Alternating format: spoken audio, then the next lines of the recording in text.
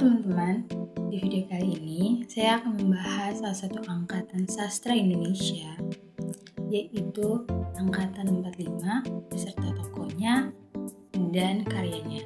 Di akhir video, saya juga akan menceritakan cerita rakyat dari daerah saya yang berjudul Asal Mula Obor. Kita mulai dari angkatan 45. Angkatan 45 adalah masa sastra saat Indonesia merdeka.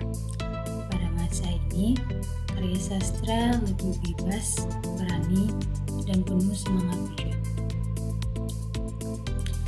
Salah satu tokohnya adalah Chairil Anwar. Ia dikenal sebagai penyair yang memiliki jiwa bebas dan berani.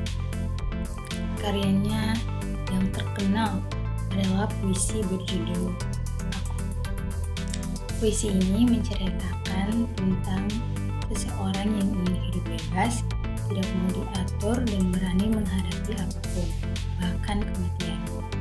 Makna dari puisi ini adalah tentang keberanian, kebebasan, dan semangat kehidupan yang kuat. Sekarang kita masuk ke cerita rakyat dari daerah saya. Cerita ini merupakan kisah nyata dari daerah saya. Cerita ini berasal dari Kecamatan Pulau Babar, Desa Rumalewang Besar, Maluku Barat Daya. Cerita ini mengisahkan asal mula Obor. Dahulu kala ada dua leluhur, yaitu Yapkali Teorupun dan Kadeli Korno. Yapkali adalah seorang peternak kambing, sedangkan Kadeli adalah seorang petani yang memiliki seekor anjing bernama Nyowora.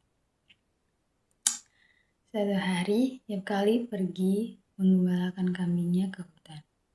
Namun, kambing-kambingnya hilang dan tidak diketahui kemana perginya.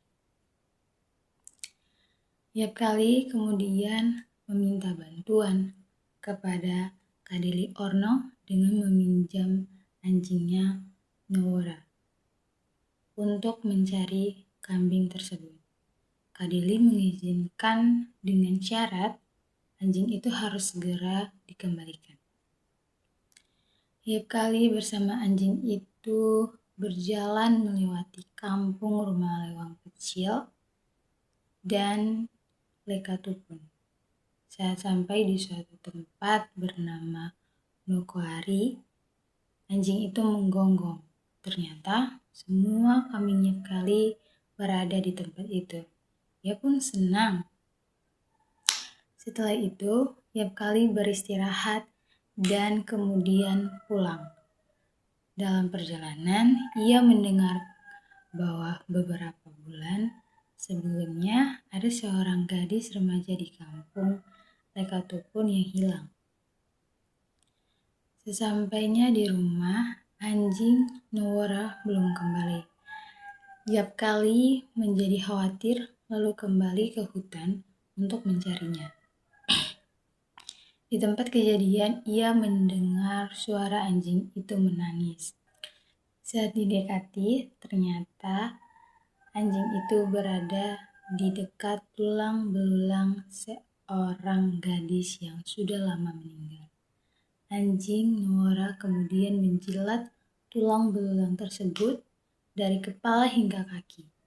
Lama-kelamaan, gadis itu hidup kembali. Setelah sadar, gadis itu menceritakan bahwa ia pernah dilamar oleh seseorang, namun ditolak karena masih terlalu muda. Karena penolakan itu, pihak laki-laki menggunakan ilmu hitam hingga gadis tersebut jatuh pingsan saat mengambil air lalu meninggal. Yapkali kemudian membawa gadis itu kembali ke orang tuanya. Keluarganya sangat terharu dan bahagia karena anak mereka hidup kembali. Beberapa waktu kemudian, keluarga gadis itu mengundang para tua-tua adat untuk memberikan ucapan terima kasih. Mereka menyiapkan hadiah berupa emas 7 bako. Namun, anjing Nora tidak menerima hadiah tersebut. Ia menggonggong dan menunjukkan bahwa hadiah itu belum sesuai. Kemudian, diputuskan untuk memberikan sebidang tanah. Namun, anjing itu masih belum menerima. Akhirnya, tanah tersebut ditambah hingga lebih luas. Setelah itu, anjing Nora menjadi tenang. Tanah itulah yang kemudian dikenal sebagai Upor. Pantainya indah, salah satu tempat wisata masyarakat Pulau Wetang. Tanah Upor dihuni oleh masyarakat bermarga khusus Orno dan Teoropun. Makna dari cerita ini adalah bahwa setiap kebaikan harus dihargai dengan layak. Selain itu, cerita ini juga menunjukkan pentingnya menghormati jasa, musyawarah dalam mengambil keputusan, serta menjadi warisan sejarah bagi generasi selanjutnya. Terima kasih sudah menonton. Semoga cerita ini bisa menambah pengetahuan dan kecintaan kita terhadap budaya daerah kita masing-masing. Terima